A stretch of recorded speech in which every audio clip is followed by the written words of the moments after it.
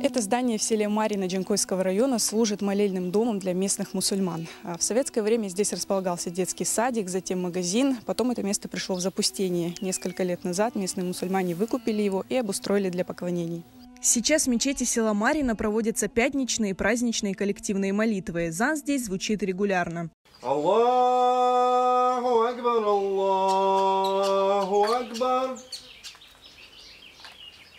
Ашхаду ан ла иляха илляллах. За несколько лет жители поставили здесь забор, отремонтировали одну комнату, где сейчас совершают намаз. Но здание нуждается в срочном ремонте. Bütün duvarlar çatlak idi. Это самое, duvarlarda işte şpaklövka yapıp onda gözettik. Onda ne yaptık? Duvarları gözettik. Tepesini yaptık.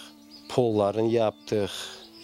Kavralin yaydırdık, koyduk. Duvarlarını aboy yapıştırdık. Bu resmine pencereleri değiştirmeye gerek. Bu kapıyı değiştirmeye gerek. Tepesini değiştirmeye gerek. Minaret yapmak gerek. Abdesthanayı yapmak gerek.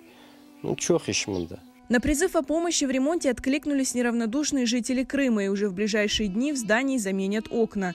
Местные активисты стараются все средства вкладывать в обустройство мечети. Но самой большой проблемой считают то, что в мечеть приходит мало людей. Koyumuzda 75 xoranta yaşay, bizim Kırım Tatar xorantası.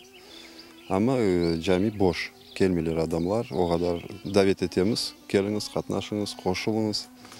Ama bir kimse gelmiyor, bilmem ne için, ne sebepten. Ben bellisem dinsizlikten. Чтобы cemaat anlasın, ne için bu yapılıyor, kimge yapılıyor, kimdir biz? Biz vatanımıza kayıttık.